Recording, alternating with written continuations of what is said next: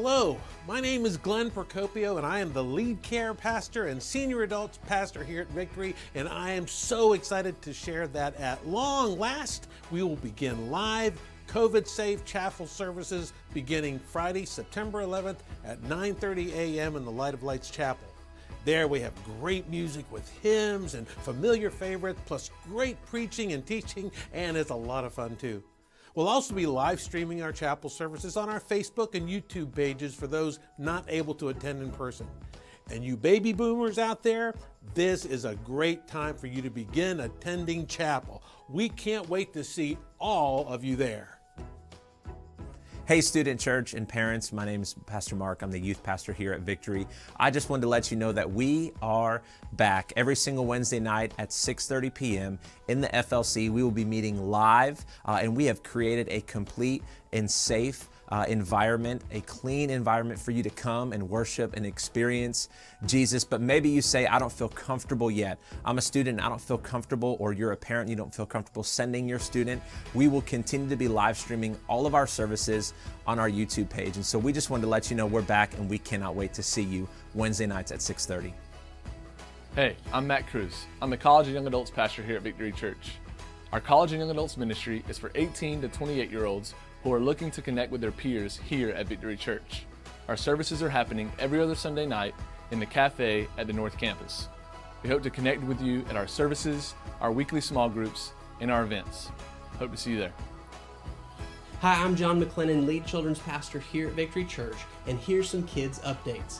If you're currently attending our in-person services on Sunday mornings and Wednesday nights, we have praise packs available for early childhood and elementary kids with some fun activities and notes for them to participate in the family-style services. And we're going to be reopening our kids ministry areas beginning Wednesday, September 9th and Sunday, September 13th. So make sure to check out our social media pages with our video walkthroughs of the new safety measures that we're going to be taking.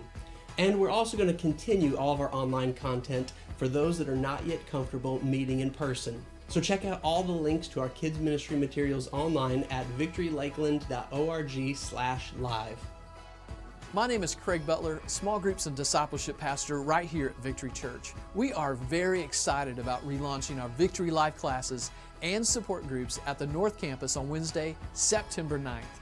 We are also relaunching our Sunday Victory Life classes on Sunday, September 13th.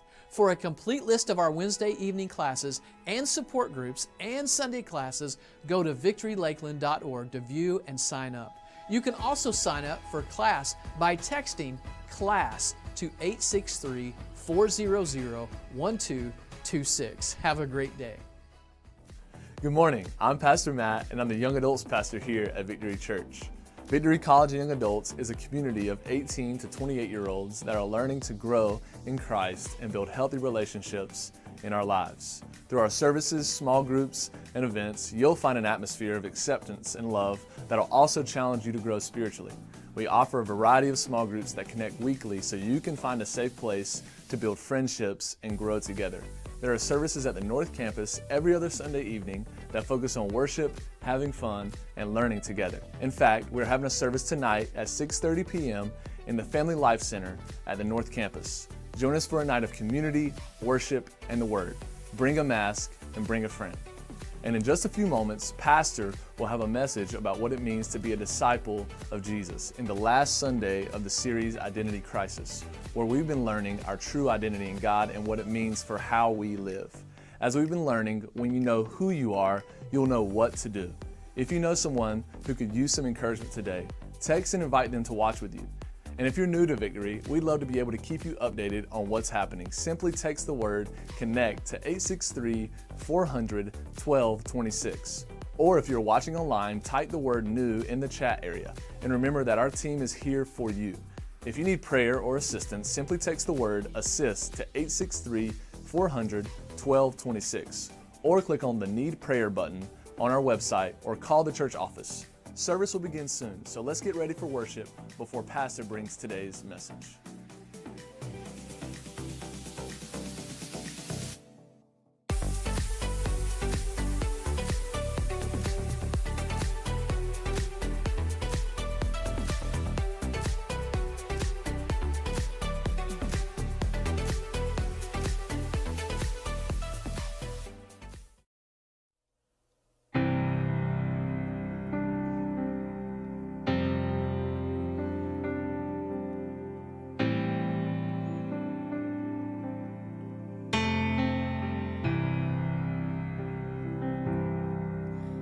crushing,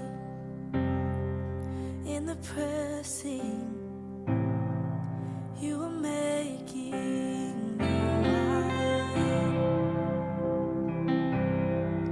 In the soil I now surrender, you are breaking new ground. So I yield to you and to your careful hand. When I trust you, I don't need to understand. Oh, so make me a vessel, make me an offering, make me whatever you want me to be. I came here with nothing but all that you have given me. Jesus, bring new wine.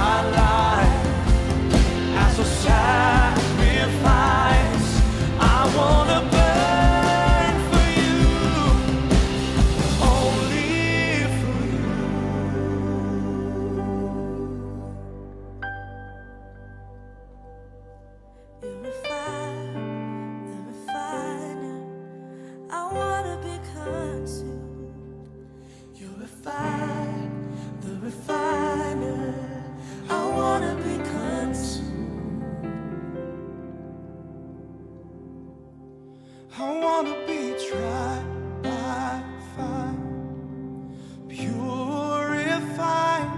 You take whatever you desire, and Lord, here's my life. I wanna be tried by fire, purified. You take whatever you desire, Lord, here's my life.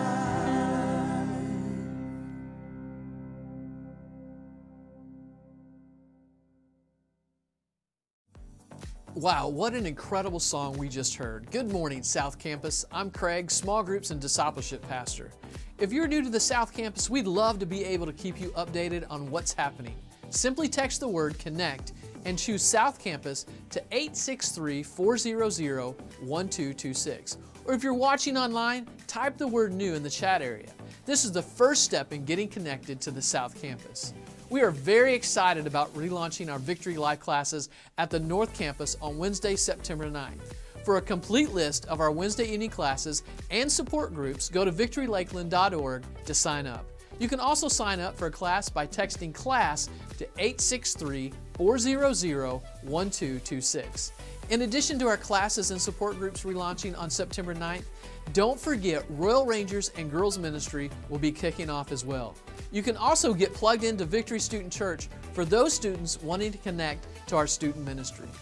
Wow, I can't believe we are preparing to launch our Fall 2020 small groups. Listen, we are all experiencing an unprecedented time in history as each of us are walking through COVID-19, a shaky economy, and just an overall turbulent time. However, I'm so glad that Victory Church values building community through small groups. Take a look at this small group video. We attended Victory for a little over 2 years and didn't really plug in, and we really wanted to. We wanted to get to know people, and so when small groups was announced, it was on a night that we could actually attend, and we said, oh, let's do that. So we signed up for a small group, and we joined, and we were part of them for a year, and it was a great experience. And after that year, we said to ourselves, you know what, we could do this. When you're surrounded by people that you love, you're curious about them. You want to know what they have to say. You want to know what's going on in your life. So there's no effort to it at all. It's just totally wonderful to be surrounded by the people that you love and care for. And the friendships that we've developed out of this are just fantastic. We bear one another's burdens, we rejoice together, we cry together, we worship together, and we've become a community within our church. So we started a small group, and it was a traditional small group, obviously.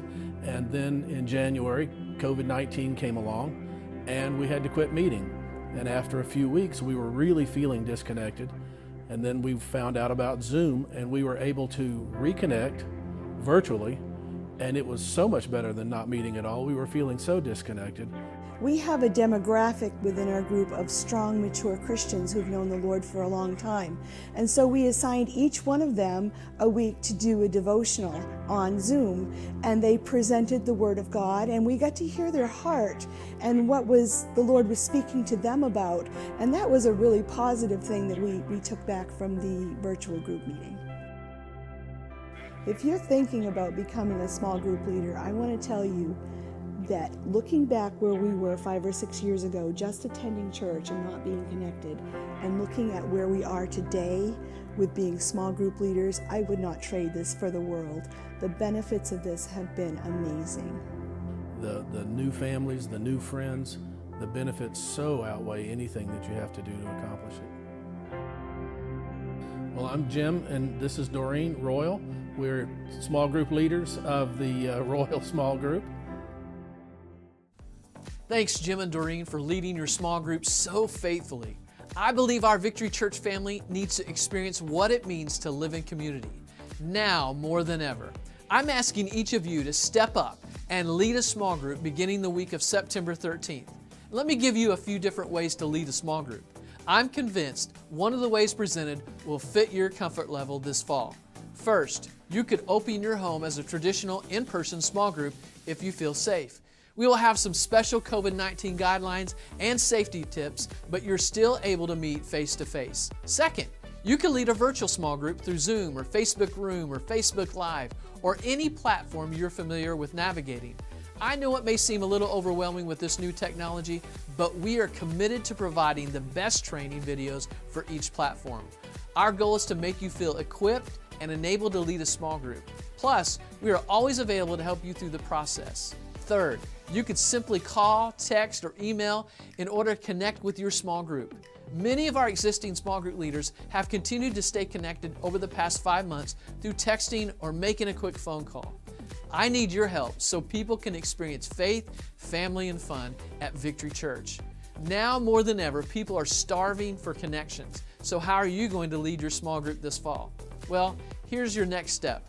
If you'd like to lead a small group this fall, please go to victorylakeland.org and click Connect, then click Groups and Classes. You can also text LEAD to 863-400-1226 to sign up. Remember, groups are how we grow. As you've just heard from Pastor Craig, there's a lot of different opportunities that are available to you, and I want to encourage you to take advantage of those, ways for you to grow spiritually in your walk with Jesus. Also, I want to challenge many of you to consider leading a small group. This is your opportunity to step up and lead a group. And it's not like you got to stand up in front of a lot of different people and teach. You're guiding the discussion, and there's options available, as you just heard them talk about. Options available how you're going to lead your group. Many of you have said to me, Pastor Jeff, I know I need to lead a small group. You've said that. I've heard it. A lot of you have said that to me. And I want to say to you, now is the opportunity to lead a group. We'll help you every step of the way. You just choose the way you want to lead a group. And that will be so incredible. You know, this week while I was at the gym, I was reminded of just how important and fun community really is. I love going to the gym. A lot of you do as well. And I've got 6 days a week I go. 3 days are for cardio. 3 days are for lifting weights. And so this particular day, it was a cardio day. So I'm on a elliptical, and that's not like really exciting, but it's necessary. So I'm just on this elliptical, and I noticed that there was a group class that was meeting, probably about 6 people, and they were working out really hard. But because they were together, they were having fun. It wasn't that it was easy. They were still working out, but it was a group fitness class, and they were having a lot of fun doing that. And I was just reminded, you know, that's why community is so important. We're together. We love each other. We encourage each other. We have fun together. So you can't have groups, and yet unless you have leaders, and a lot of you need to be leading a group. So I want you to take advantage of that. Let that be known. That'll be a wonderful, wonderful thing. As we've been saying to you, we'll keep you well informed on when the South Campus is going to open back up. We're hearing some encouraging words. And if we get like the message early in the week, we won't even wait until we stream on Sunday. We'll get that information out to you right away so that you can plan accordingly. I want to say, before we go any further in this service, thank you to all of the church family for continuing during this time while we're apart. We'll be back together soon, but while we're apart, continuing to give and continuing to be faithful to God. Continue to honor God with what God has entrusted to you, what God has made you a responsible steward over. Thank you for doing that. We do not underestimate that. I know that God takes note of it. And it helps us to continue all the ministries that we continue to do in a huge way. Well, today is Mission Sunday. We have that once a month.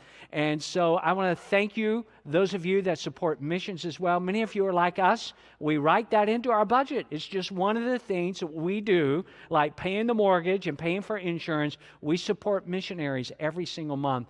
And I want you to check out this video. This is one of our missionaries that we support every month as far as at Victory Church. And we support every single month in the country of Panama. Give this video a look. There are still places in the world where a freeway and a tank of gas won't guarantee your arrival. Places often forgotten by most people, but not by God. Many of these locations are home to unreached people groups who still need to hear the message of Jesus. So instead of avoiding the challenge, missionary Nelson Lugo has embraced it, traveling off-road in a 4x4, on foot, and even on horseback.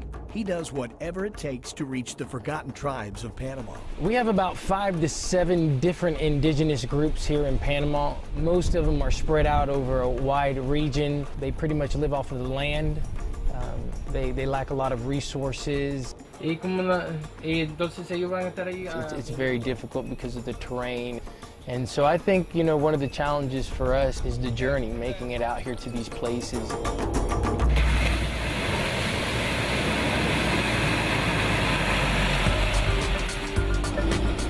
Life is anything but easy for Nelson, but comfort is the last thing on his mind.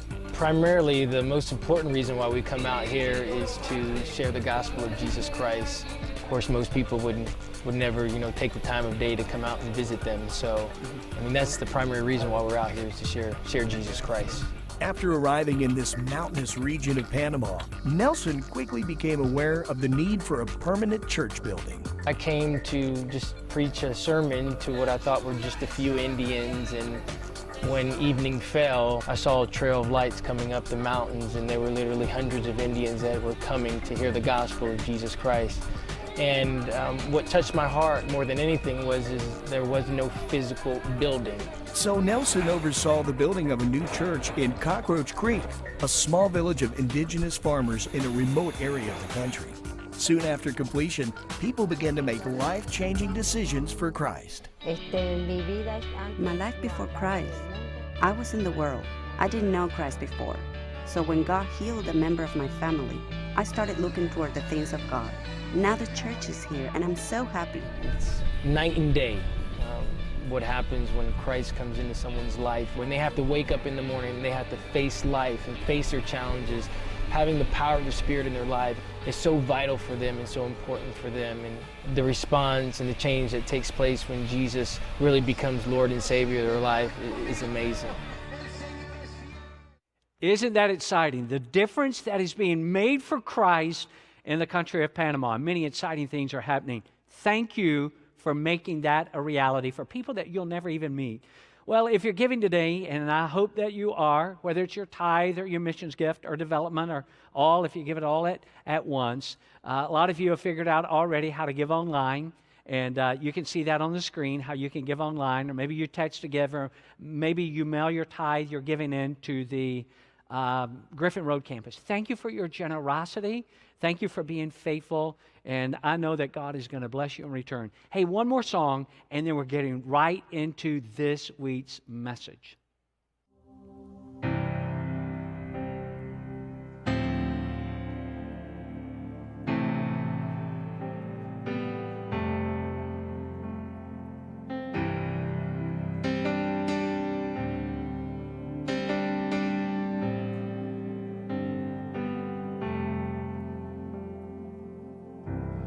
I've carried a burden for too long on my own. I wasn't created to bear it alone. I hear your invitation to let it all go, and I see I know that I need you, so I run to the Father, I fall into grace. I'm done with the hiding, no reason to wait. My heart needs a surgeon, my soul needs a friend, so I run to the Father again and again and again and again.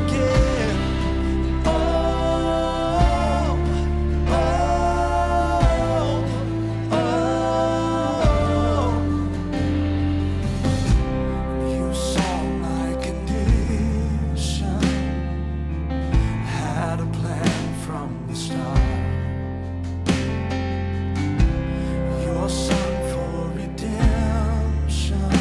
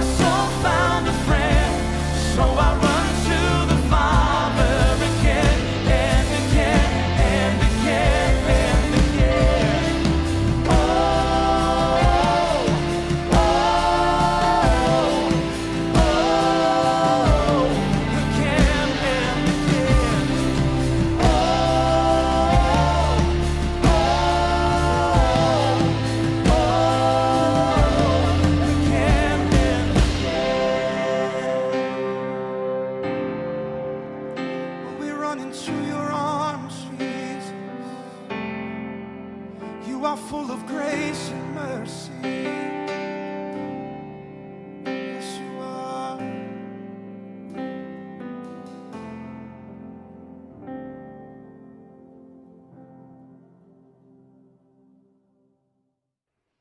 Welcome back for what is the fifth and final message in our series, Identity Crises. Let me tell you where we're going after that. The very next weekend is Labor Day weekend. And all that weekend, I'm going to talk to you about the condition of our heart. It's a message right out of the Bible that I believe is going to challenge us and inspire us to greatness. I really do believe that. And then the week after that, September 13th, I guess it would be then, we're going to start a brand new series. And I'll tell you more about that next weekend. But can you believe that we're this close to September? It is hard to believe. Let's continue praying. We know that our nation has a lot of different challenges, but we know that God is the solution to the problems that we encounter, the problems nationally, internationally, and our own lives personally, family, business, whatever it is. Now, as we begin this talk today, again, it's the fifth and final one in this series, I want you to use your imagination. Some of you are really good at using your imagination. You've got a great imagination, a vivid imagination, and so I want to encourage you to use it as we think this way. So here's our imagination. Here's how it comes into play. Insert yourself into this situation. Let's say, for example, we have a microphone, we've got a camera, maybe even, but we most definitely have a question that we're going to ask. Not multiple questions, just one. And we're going to hit the streets with this one question. And again, you're a part of the process. And the question is, we just randomly find people, is this: what is a Christian? That's the question. What is a Christian? And we're just running into all kinds of different people, again, using our imagination, and we just stop them and, hey, could you give me a moment? And then they're like, yes. All right, let me ask you a question. What is a Christian? And then you wait to listen for their response. And as you can only imagine, there would be a myriad of responses. In fact, can you imagine what the responses would be? I think as we came in contact with a lot of different people, we'd hear something like this, and you could add to this list if you'd like. But I think we would hear somebody along the line say, well, you know, a Christian is somebody that's been transformed. Somebody that their life has been radically altered by Jesus. And they may speak in regards to their own life or somebody that they know, and they may even say, hey, this is what they were like before they became a Christian. This is how they found Jesus as the Savior of their life, and this is what their life has been like since. And they would describe a life that has been transformed. What is a Christian? Somebody that has been transformed. Well, maybe shortly thereafter, we would run into somebody asking them the same question. Microphone, what is a Christian? Maybe we would hear them say, well, a Christian for me is somebody that is out of touch, somebody that's weak, somebody that needs maybe some sort of emotional crutch to lean on. We would hear that in our questions being asked. We'd run into somebody else that maybe they would say something like this. A Christian, what is a Christian? Well, a Christian is somebody, I think, that is authentic, and they're loving, and they're generous, and they're compassionate. That's what a Christian is to me. We keep asking the question. Maybe soon thereafter, somebody would say, a Christian, and maybe they have a negative image of what a Christian or Christians are, and then say, I'll tell you what a Christian is. I've known people who have said they're Christians, and for me, a Christian is somebody that's hypocritical, somebody that's harsh, somebody that's self-absorbed, somebody that's judgmental. And obviously, if we went out, we hit the streets with a mic, with a question, with a camera, we would get a lot of different responses, those and a lot more. Obviously, the responses would be all over the board, depending on who you talk to, depending on what their perception of Christians are, what Christianity is, and possibly even influenced by somebody that they know. What is the question? What is a Christian? What do you think about when you hear that question. What is a Christian? Ironically, and I'm so excited to get into this with you today, ironically, Jesus never invited people to become Christians. It sounds shocking, doesn't it? Jesus never invited people to become Christians. Now, there's nothing wrong with the term Christian. Obviously, we all use it. We all use it a lot. I use it a ton. There's nothing wrong with the word Christian. But we need to understand where the title originated from. And a lot of times we may think, well, Jesus started it. Well, Jesus didn't really start it. It was actually used, that term, Christians, to poke fun at those who were followers of Jesus. It would be like this. Hey, you Christians, you little Christ, you mini-me's. It would be used in that context. So the phrase, the word Christians, was not actually initiated by Jesus. In fact, what I want you to do is I want you to take a look at the screen at the language that Jesus used. As you can see, it's out of Matthew chapter 9. It says, as Jesus was walking along, he saw a man named, you see his name, Matthew, sitting at his tax collector's booth. Jesus said, look at the phrase. This is the language he used. Follow me, Jesus invited Matthew to do, and be my disciple. That's the term that Jesus used. Follow me and be my disciple. Jesus said this to him. So Matthew got up and followed him. Matthew, I want you to follow me. I want you to get up out of your tax collector's booth, and I want you to follow me because I want you to be my disciple. I want you to notice, as you reflect on that verse for just a moment out of Matthew chapter 9, verse 9, I want you to notice what Jesus said, what he did say, and what he did not say. Now, this Jesus did not say. Jesus did not say, Matthew, here's what I want you to do. I want you to simply believe what I believe. That's it. You don't have to have any kind of heart change. Just keep being who you are. Keep doing what you've done. I just want you to believe what I believe. That's what it means. That's all I'm calling you to do. That is not what Jesus said. Jesus did not say, Matthew, let me just do this. I want to give to you a set of rules. And I want you to follow these rules, these regulations. I want you to adhere to these rules. And that's all that it means, Matthew, to be a Christian. Jesus did not say that either. Instead, listen again. You saw it, but I want you to hear it again. This is what Jesus did say. He said, follow me. Follow me and be my disciple. Follow me and be my disciple. And when Jesus used that kind of language, let me just say this to you, it was very deliberate language. In the Greek, this word disciple actually means this. Are you ready? It means a student. It means a learner.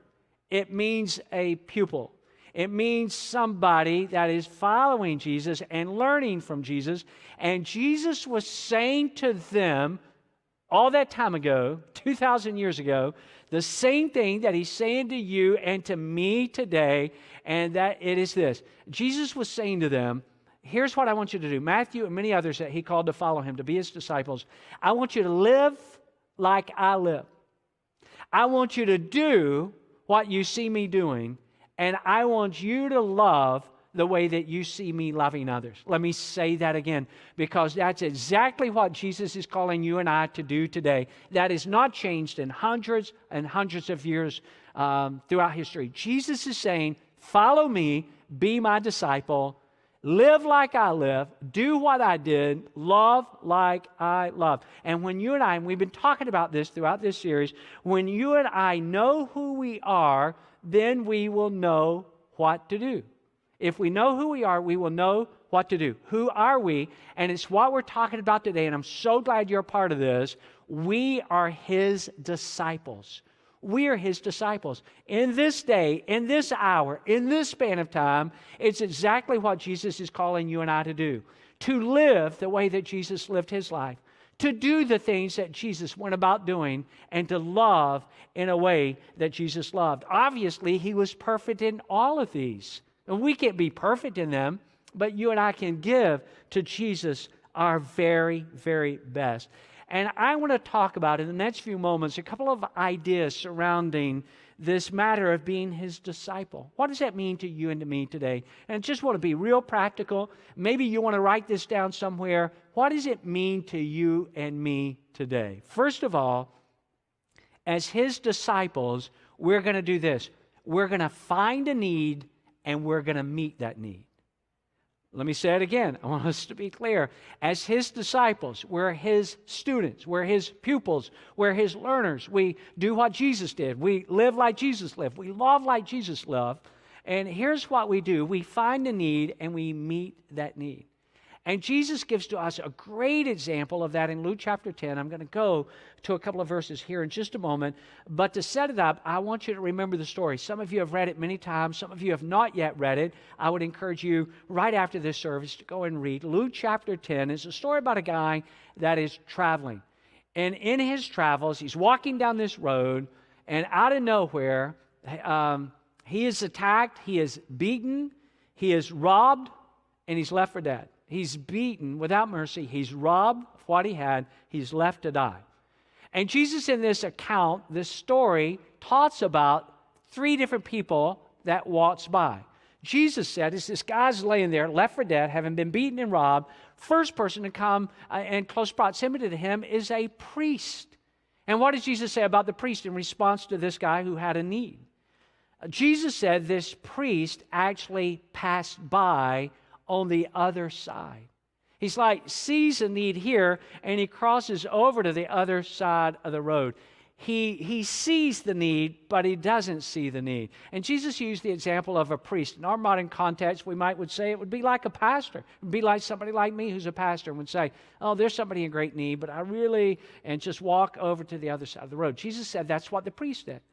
Jesus then talked about a second person that came along, and that is a Levite. That's like a religious leader. It's not the priest, but a Levite. We would say, again, in our modern context, this is like a staff member of a church or a great church leader, somebody like that. And Jesus said in this account that he too completely ignores the desperation of this guy who's been beaten, robbed, and left for dead. Now we pick up in verse 33, and I want you to see these two verses right here, Luke 10, 33 and 34. Jesus talks about the third person who walks by, but a Samaritan who was traveling that way, that same way the priest and Levite had been on, the same way came upon a man. And when he saw him, the others saw him, the priest and the Levite did, but when he saw him, the Samaritan, his heart was filled, say that word out loud, his heart was filled with pity. He went over to him, did cross to the other side of the street, went over to him, poured oil and wine on his wounds and bandaged them. Then he put the man on his own animal and took him to an inn where he took care of him. Priest sees, other sides. Levite sees, does the same thing as a priest. But the Samaritan kicks into action. And this is what Jesus is inviting us to do. Now, let's just be honest with ourselves for just a moment. We probably need to do it all the time, right? How many times have you and I been more like the priest or the Levite than we were this compassionate Samaritan?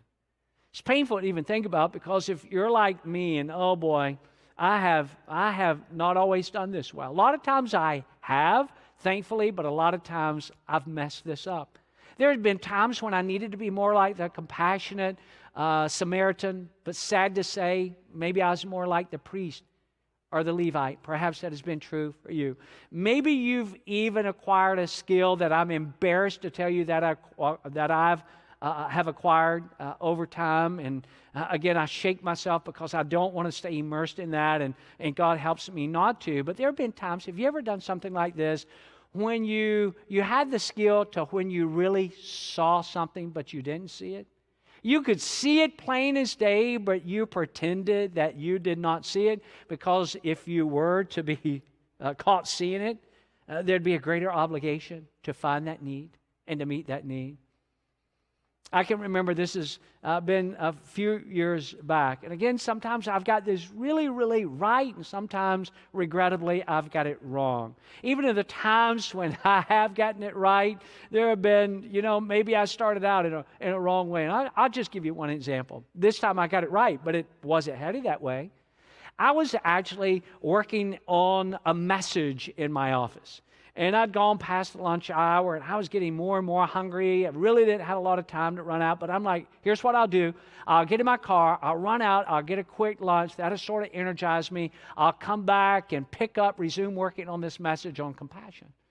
So I'm leaving, I'm in a hurry. You're wanting, to catch every red light green and get there quick, eat quick, get back quick so you can resume your work. And so that's sort of my mentality.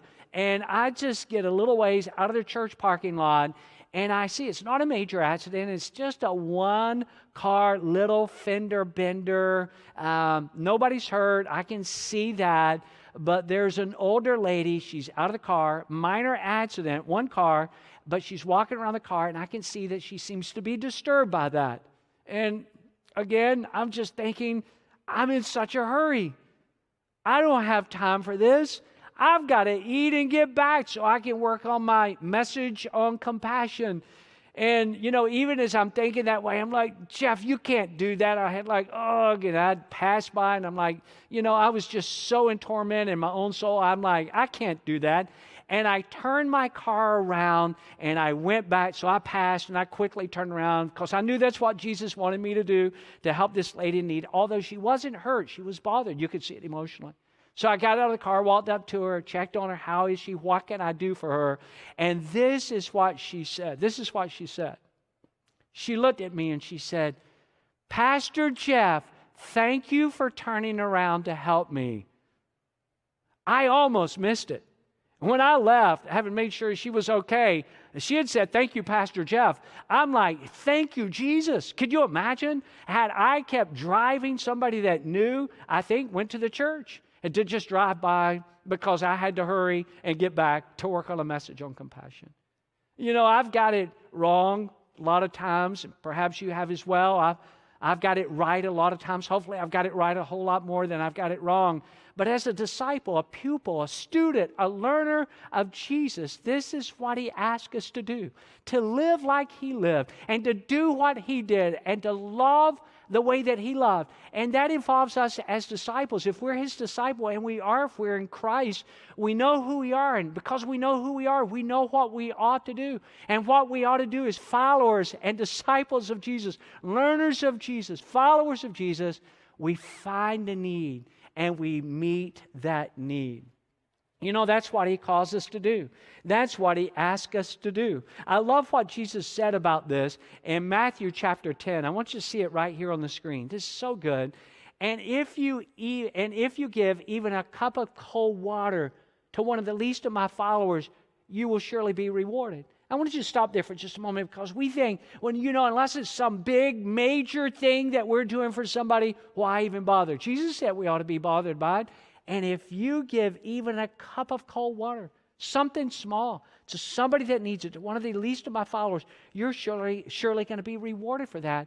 And I love the implication of what Jesus is saying here. Jesus is saying, it's His promise to us that rewards are waiting for His followers who respond to even the smallest of needs. So don't have this idea, unless it's big, unless it's major, unless it's something so extreme, it's not even worth doing. Jesus said even a cup of cold water is going to be rewarded.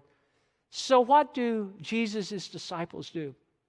They find the need, and they meet that need. Here's a second idea surrounding this reality of being His disciples. I want you to be sure you get it. Maybe you write it down. That is, we're going to find a hurt, and we're going to heal that hurt. We're going to find the need and meet it, but as His disciples, we're going to find a hurt and heal that. See, Jesus in His own life and ministry, if you've never studied the life of Jesus, I just encourage you, read the Gospels, the first 4 books of the New Testament. Matthew, Mark, Luke, John. Maybe you want to start with John. I know that seems sequentially out of order, but start with John. Go back and read Matthew, Mark, and Luke. And when you read about the life and ministry of Jesus, He was doing all kinds of amazing things when He walked the earth.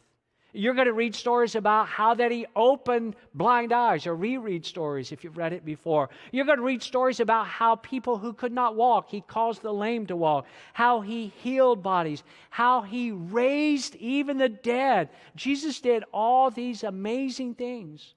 And we read about him, and it excites us to know that the one that we follow, the one who is our Savior and leader and Lord, that he did and is doing all these things. But so often we forget that Jesus was continually healing those who had been hurt or bruised by somebody or by people or by circumstances in life. In fact, I want you to look at this verse. This is back in Matthew's Gospel, Matthew 9:35. Then Jesus made a circuit of all the towns and villages. He taught. We know that Jesus had a teaching ministry. He taught in their meeting places. He reported kingdom news, and he healed their diseased bodies. And look at this next part. And he healed their bruised and hurt lives. Jesus cared, and he still cares about people that are hurting. And there's so many different examples of this in the Bible. I mean, you and I could just go right down the list. I'll mention three really quickly. What about Zacchaeus?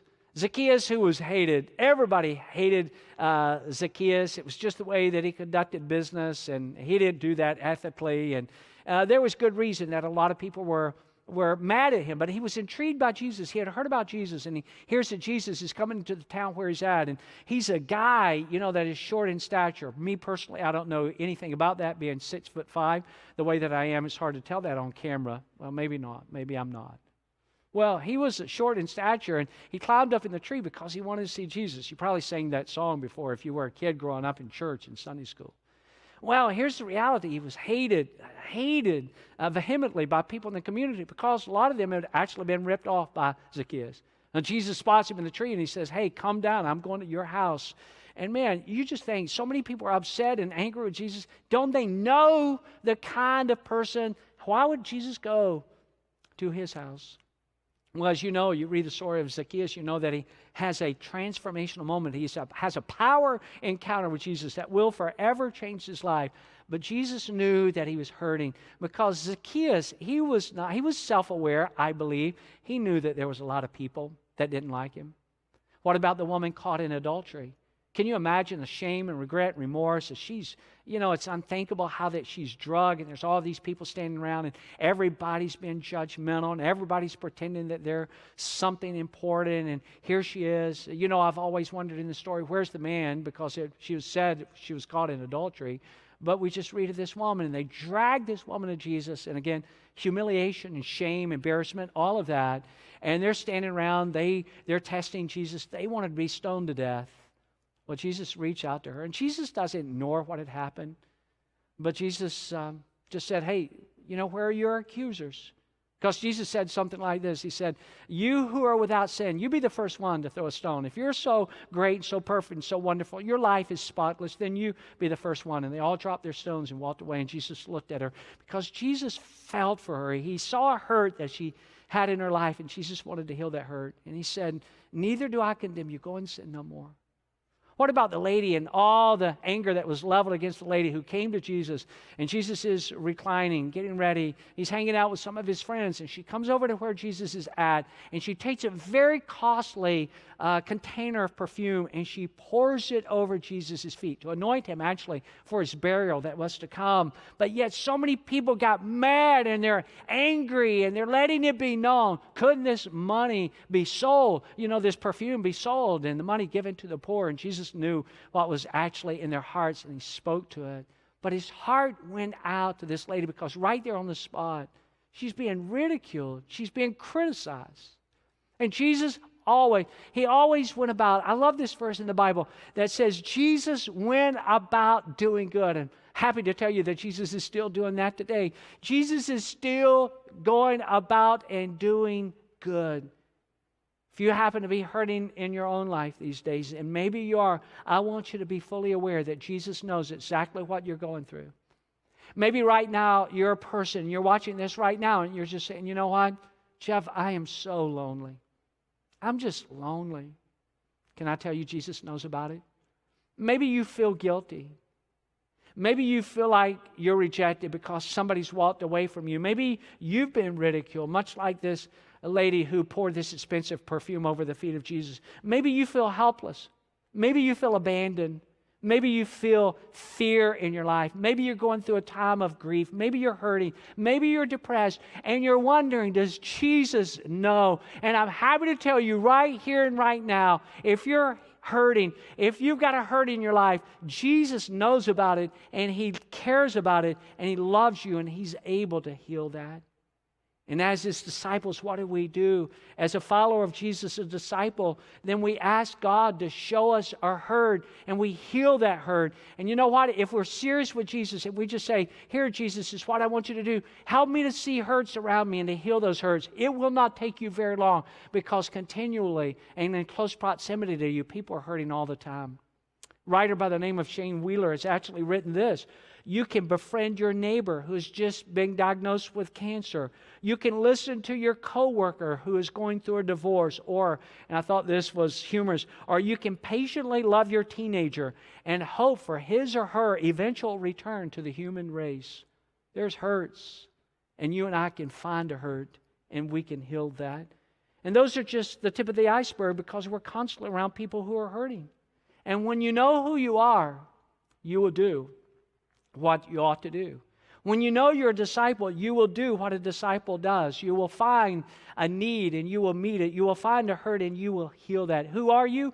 You are a disciple. And what does a disciple do? A disciple lives the way that Jesus lived, and loves the way that Jesus loved, and does the things that Jesus did. And Jesus actually addresses this in John chapter 13. In fact, it's posed in a question. Jesus said, how will everybody recognize that you're my disciples? Because that's what I've invited you to. Remember where we started? Came along, Matthew's in his tax collector's booth, and he said, Matthew, follow me, and I want you to become my disciple, my pupil, my student, my learner. And then Jesus later asked a question, well, how's everybody going to know? How's the people where you're at? Where's the people around your neighborhood, where you work, in your family, your friends? How are they really going to know the places where you go? How are they really going to know you're my disciple? Jesus said, is it going to be because you believe the right things? That's all there is to it. Believe the right things. That's all it means to be a disciple. Is that all it means? Absolutely not. Well, this is what it means to be a disciple. How about if I've just got a handy set of rules and I'm always like a great rule keeper? That's all there is to it. You know, my heart remains as my heart has been, but I'm just going to force myself to keep the rules. Is that what it means to be a disciple? No. Oh, I know what it means to be a disciple. You know, people are going to know that I'm a disciple. Remember the question Jesus asked, how's everybody going to know you're my disciple? And you say, well, here's how I'm going to let them know. My music, my bumper stickers, my t-shirts. All the world will know that I'm His disciple because of that. Nope, this is what Jesus said. This is from Jesus. This is how everyone will recognize that you are my disciples. This is how they're going to know. This is going to speak loudly when they see the love that you have for each other. That's how they're going to know. Please listen, friends. As we get ready to wrap this up, when you live and you do and you love like Jesus did, you're going to make a difference in the world. The powerful effect of this, you won't be able to stop it. The powerful effect of that is going to spill out. It's going to spill out onto your friends. They're going to see it. Jesus said the world will know that you're my disciple because they see the way that you love. And your friends will see it. And your family will see it, and your neighbors will see it. The people where you go to school and the place where you work, they'll see it. At the gym that you go to, if you go to the gym, in the businesses that you frequent, in the restaurants that you eat at, even strangers that you come in contact with, and people that are far from God. How would they know that you and I are His disciples? Because we love. We love like Jesus loved. We live like Jesus lived. We do what Jesus did. We find a need and we meet it. We find a hurt and we heal that. So I invite you to sincerely pray. Maybe as you have never prayed, if you're already a follower of Jesus, and just say, Jesus, this is what I'm asking you to do. I want you to open my eyes. Help me to see. And help me even when I see, not to pretend that I don't see. Help me to really, really see. Open my eyes. Let me see hurts. Let me see needs like I've never seen before. They're all around us. Open my eyes. Jesus, open my heart. We're going to talk about heart next week. I already mentioned that. Please don't miss that. Help me to open my heart. Help me to be a more compassionate. Help me to be a more caring. Help me to be a more generous person. God, open my heart. I don't want to have a stony heart. I don't want to have a cold heart. Jesus, open my eyes. Jesus, open my heart. Jesus, open my ears. Because when I see needs and you open in my heart, you're going to tell me what I need to do. In fact, one last verse, I want you to see this on the screen. I love this verse, John 10:27, it too in the Gospels. Jesus said, my sheep listen to my voice. I know them. And what do? They follow me. And those who follow Jesus, those who live like he lived and do what he did and love like he loves, they will hear his voice and they will follow. They will. So if you're a follower of Jesus, a disciple, will you, like never before, from this point forward, again, sometimes we've got it so right, sometimes we've missed opportunities, but would you take upon yourself, as I'm doing today, a new challenge as never before, to look for needs and to meet those needs, to find a hurt and to heal that hurt? And if you're not yet a student, if you're not yet a follower of Jesus, if you're not yet a disciple, why would you not right here, right now, make a decision to become his follower? Jesus invites you. He doesn't just say, here's a list of rules and regulations. Just, keep your same old persona in heart. And you just adhere to this. He doesn't say that. Just believe the right. No, it's important to believe the right things and do the right things. We don't want to disregard that. But Jesus said, follow me. Learn my ways. Follow me. In fact, he said this, take my yoke upon you and learn from me. My burden is easy. And it's so much easier in life with Jesus than to try to go. And you will follow somebody. You will. Or you will follow something. You'll follow the influence of somebody, the thinking of somebody. Why not choose to follow the one who came into this world to die on a cross from you, and somebody that God raised from the dead? Listen, if God raises somebody from the dead, trust me, that's the person you want to listen to. That's the person you want to follow. And maybe you'll do that today. Would you pray with me? Jesus, for those of us that are already your disciples, help us to love and to live and to do what a disciple does. Help us to find needs and God to meet those needs. Help us to find hurts and heal those hurts.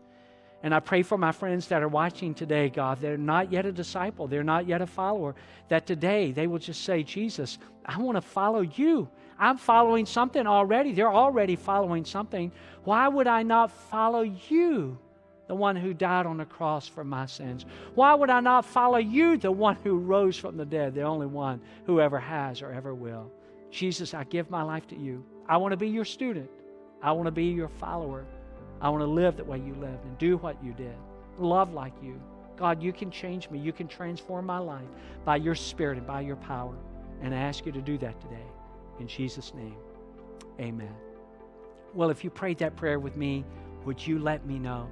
You let us know right there where you're at. You can click on the screen. Some of you have that option. You can just click on that screen right now and just let us know that you prayed that prayer. That would mean the world to us. You can email us. Let us know. I love you. God bless you. Thank you for being with us again today. I look forward to seeing you next week. The main idea of this series has been, when we know who we are, we'll know what to do. And today we've learned more about what it means to follow Jesus as his disciple. If you are ready to take the next step and commit to following Jesus today, simply acknowledge you have sinned. Recognize that Jesus died and was raised again to give you the opportunity to be forgiven, and then commit to follow him. If you've made that decision today, congratulations. You've just made the most important decision of your life.